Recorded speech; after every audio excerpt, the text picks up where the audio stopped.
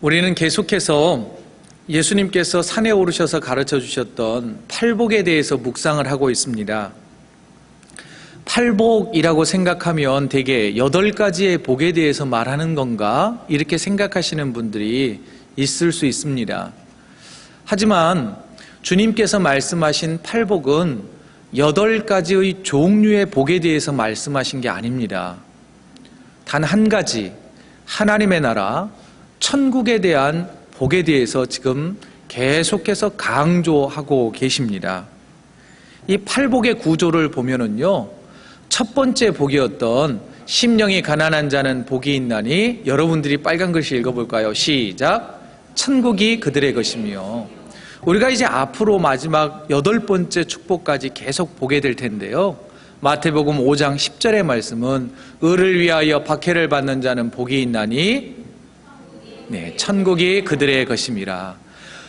팔복에 대해서 시작하실 때에도 천국이 그들의 것이다, 천국에 대한 축복을 말씀하셨고, 팔복을 마무리할 때도 그 복이 천국에 대한 복이다 라고 마무리를 하신 겁니다. 시작과 끝이 모두 천국이라고 하는 것을 우리는 발견할 수가 있다는 것이죠. 더 나아가서 예수님이 말씀하고 있는 이 팔복에 대해서 심령이 가난한 자, 애통한 자, 온유한 자, 이런 8가지의 내용이 나옵니다. 이 8가지를 우리는 이렇게 생각할 수 있습니다. 천국을 소유할 수 있는 8종류의 사람들이구나, 이렇게 생각할 수도 있습니다.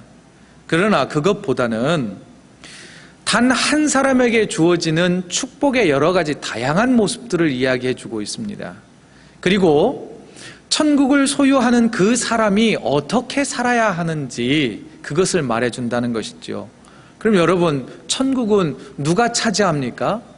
성도가 차지하는 것이죠. 여러분들이 차지하는 것입니다. 또한 오늘 본문에 의하면 마태복음에는 예수님을 믿기로, 그리고 제자가 되겠다고 따라온 그 제자들이 어떻게 살아야 하는지에 대해서 이야기를 합니다.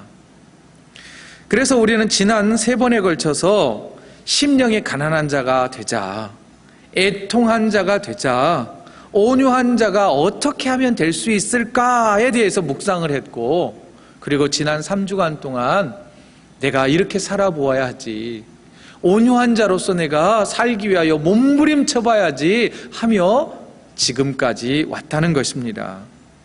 그렇다면 오늘은 이제 성도, 그 주님의 제자로서 천국을 소유한 사람으로서 살아야 할 4번째의 자세를 주님은 말씀하십니다. 4번째의 가르침은 오늘 본문 5장 6절인데요, 우리 다 같이 한번 읽어보겠습니다. 시작. 의에 줄이고 목마른 자는 복이 있나니 그들이 배부를 것이며. 여러분, 2002년 월드컵 기억하십니까? 그때 얼마나 우리 기뻐했습니까? 그때 2002년 월드컵 때 한국 월드컵 대표 선수들을 4강까지 올렸던 히딩크 감독이 16강의 고지를 넘어서서 8강에 이제 경기를 남겨놓고 한 인터뷰 가운데 저런 인터뷰를 했죠. 우리는 이미 목표를 달성했습니다. 그러나 우리는 승리에 배고픕니다. 이런 인터뷰를 해서 굉장히 저 메시지가 강하게 다가왔습니다. 그리고 진짜 배가 고팠던지 4강까지 올라가지 않았습니까? 그러나 여러분, 여기에서 말하는 배고프다라고 하는 표현은 우리가 신체적으로, 생리적으로 배고프다는 말은 아니다는 것 우리가 너무 잘 알고 있지요. 그런데 여기 모인 여러분들 가운데 혹시 배고프신 분 계십니까? 굶주린 분 계십니까? 좀 시장기가 있으시다면 기다리십시오. 오늘 이광렬 집사님 가정에서 귀한 것으로 여러분들을 대접할 겁니다. 하지만 여러분, UN 식량기획기구에서 발표한 2015년 헝거맵 기하 지도에 의하면 엄청나게 많은 인구가 굶주림에 시달리고 있다는 것을 발견할 수가 있습니다.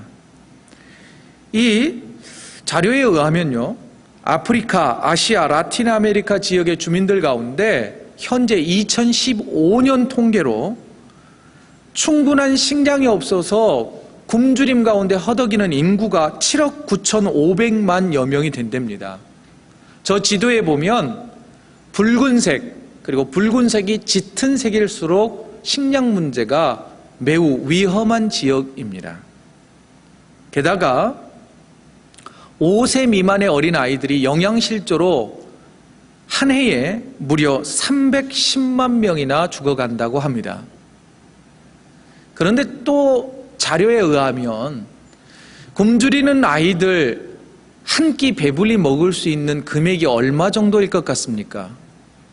미달러 25센트면 죽어가는 한 아이에게 죽지 않을 만큼 음식을 제공할 수 있답니다.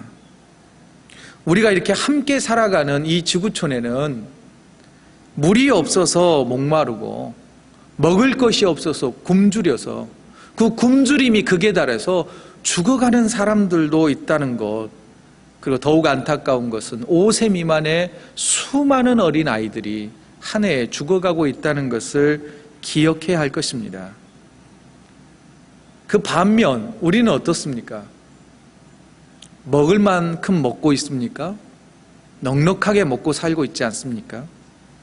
우리는 먹는 것을 더 뛰어넘어서 더 많은 것, 더 기름진 것, 더 값진 것, 남보다 더 좋은 것을 갖기 위하여 우리는 우리가 할 수 있는 모든 노력을 다 기울이며 살아가고 있다는 것입니다.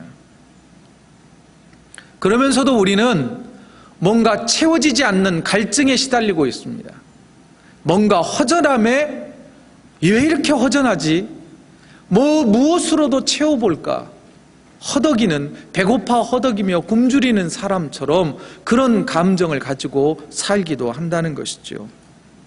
그리고 우리는 더 나은 가치를 추구한다라고 하는 자기 합리화에 빠져서 굶주리고 헐벗은 사람들을 애써 외면하고 살고 있지는 않은지 저와 여러분의 삶을 한번 되돌아보았으면 좋겠습니다.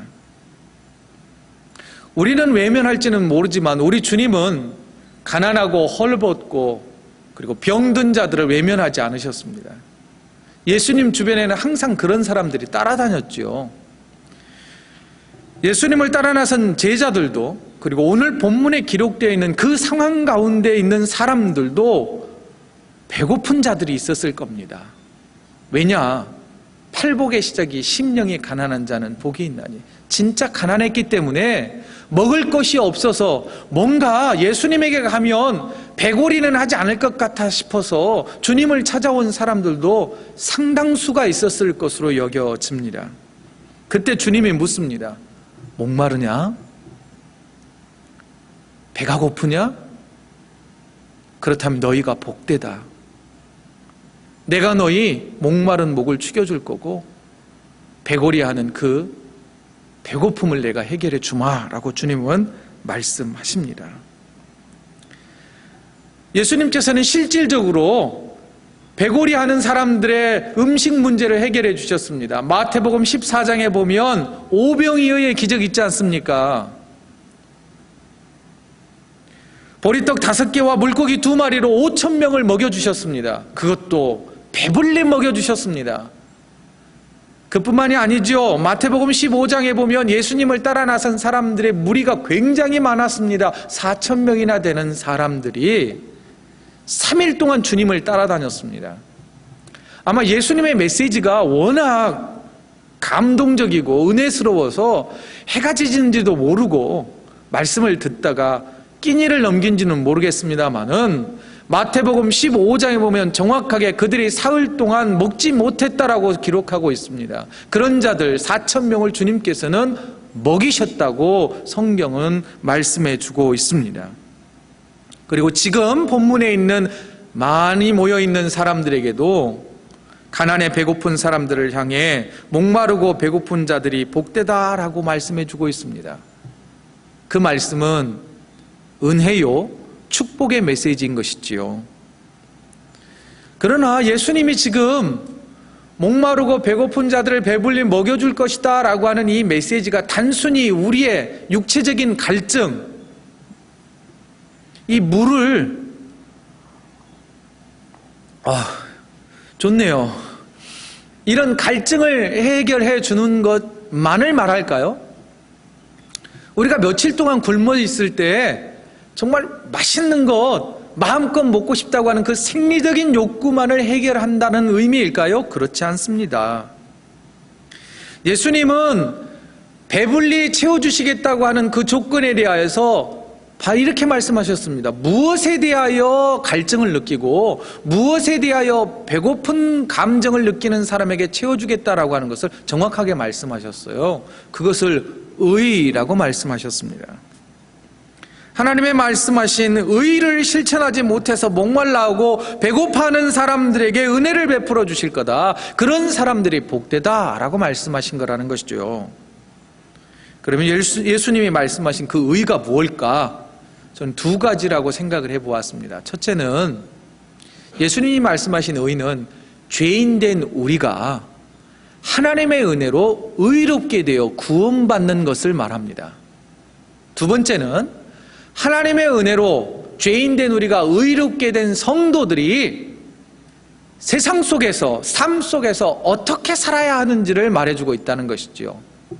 그러면 첫 번째, 죄인된 우리가 하나님의 은혜로 의롭게 되는 구원에 대해 생각해 보죠.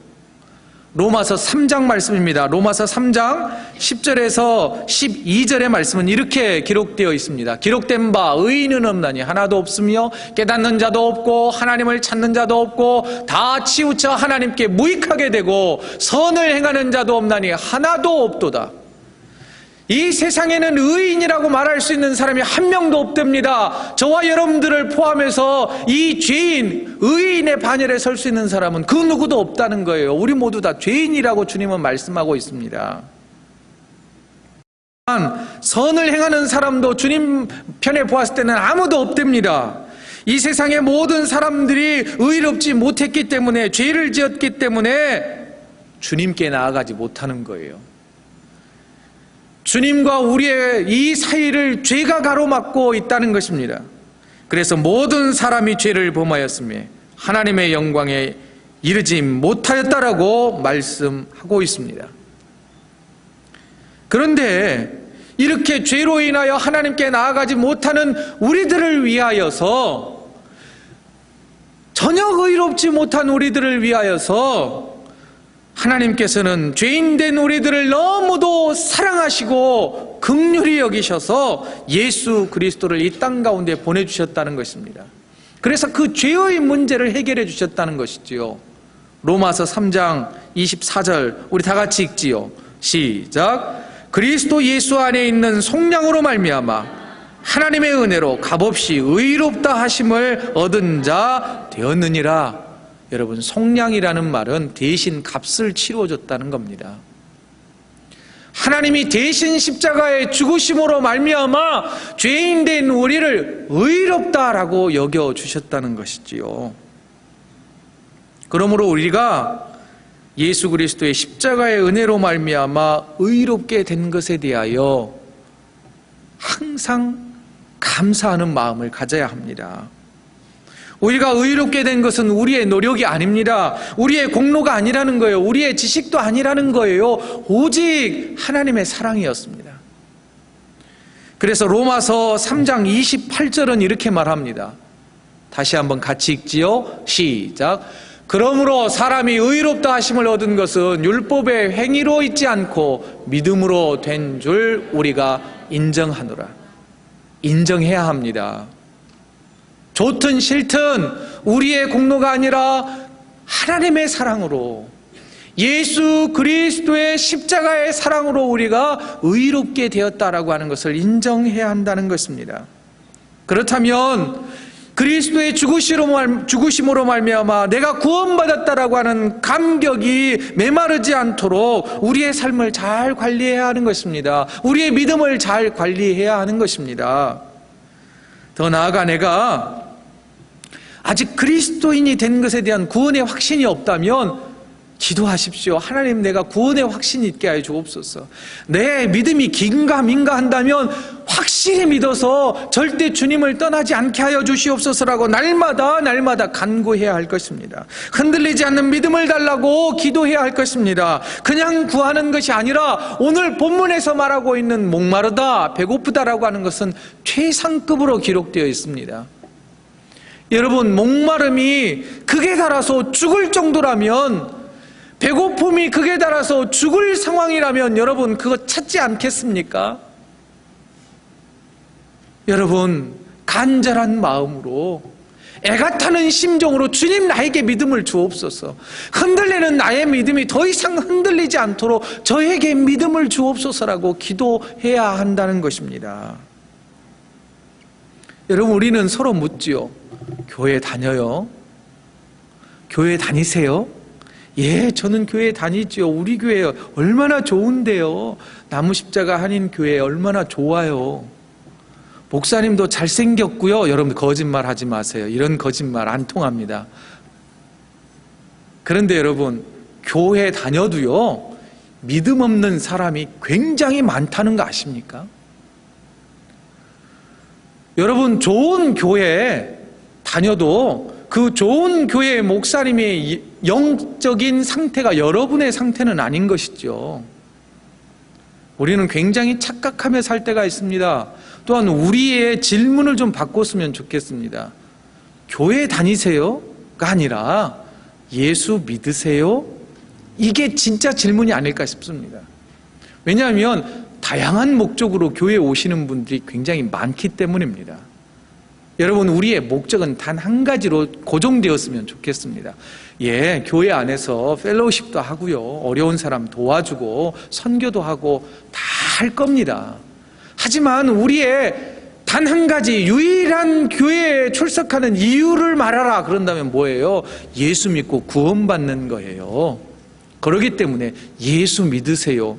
이 질문에 대한 답을 확실히 할 수 있는 저와 여러분 되어지기를 간절히 소망합니다. 여러분, 그렇다면 다시 한번 강조합니다. 여러분의 믿음은 과연 어떻습니까?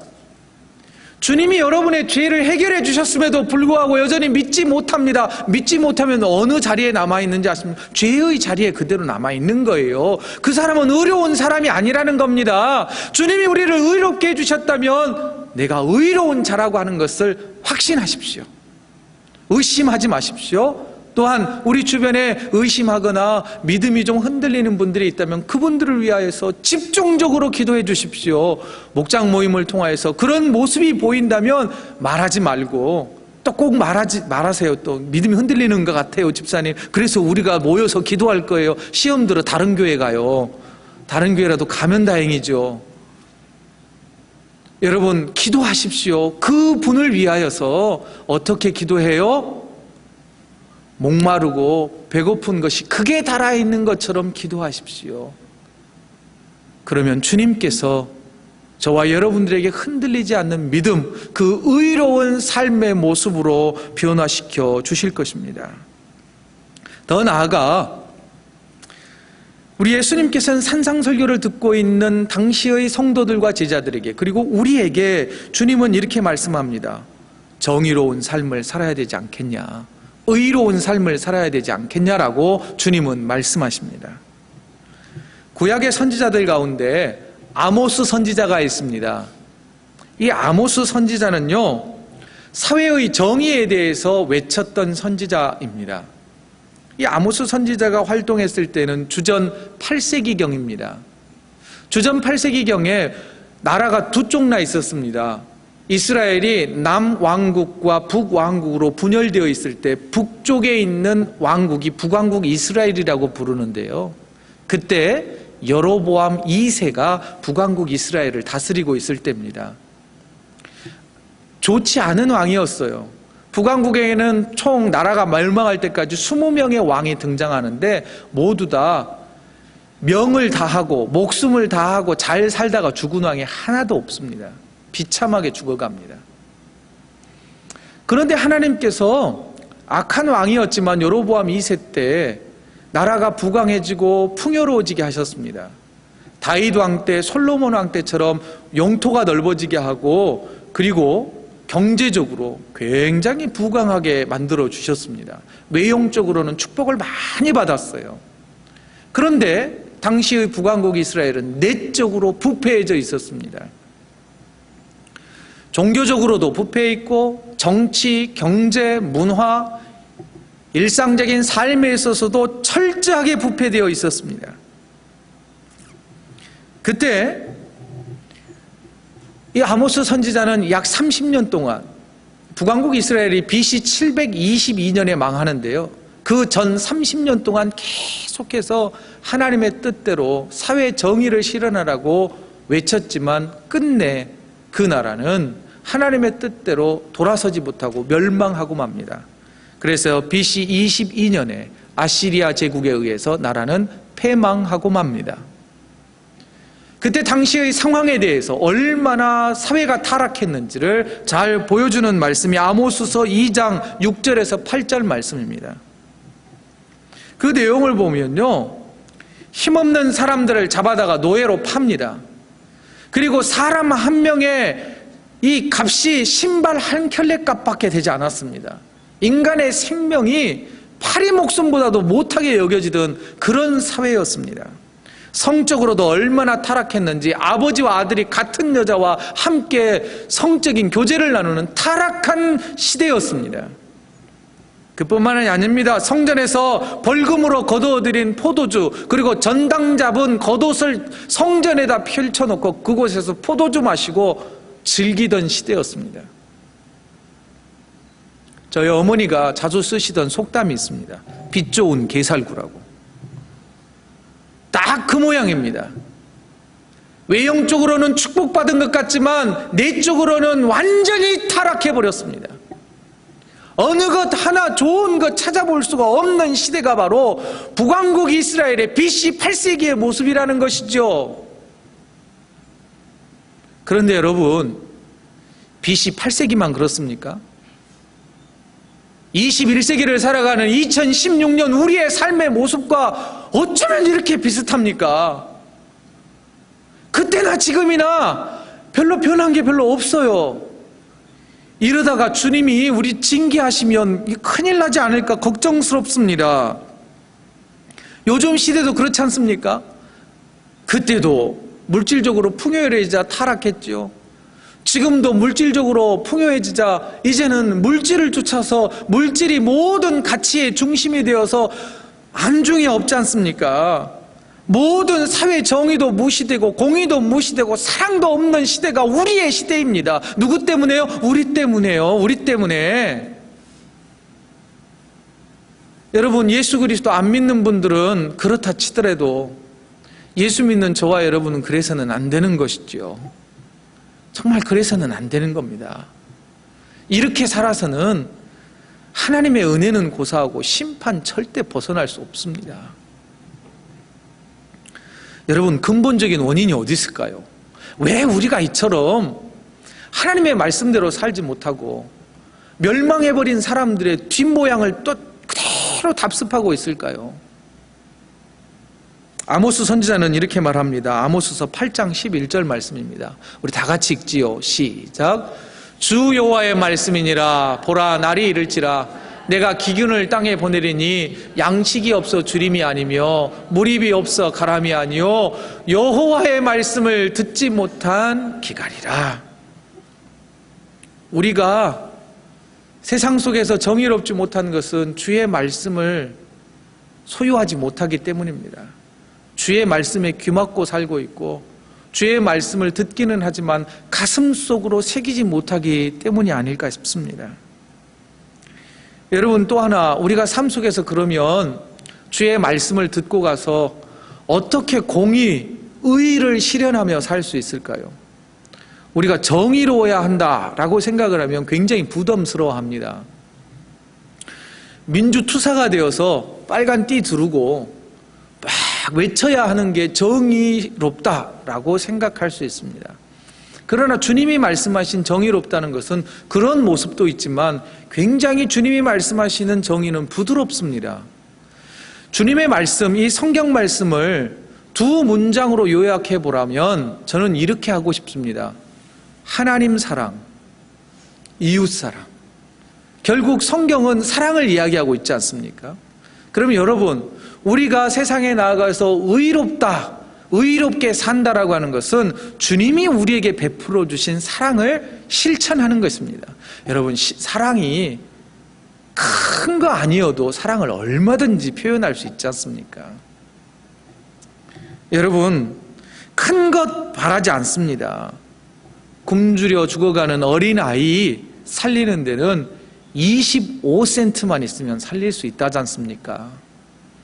여러분, 세상에서 우리가 저분 교회 다니나 보다, 더 나아가 저 사람은 그리스도인이 맞다 라고 하는 평가를 받는 데에는 고작 25센트만 가지고도 가능할 줄로 압니다. 여러분, 사랑은 값으로 매기는 게 아니지 않습니까? 값으로 매길 수 없는 사랑의 실천, 무엇이 있을까요? 쉽게 할 수 있는 사랑의 실천, 여러분들은 다 알고 계십니다.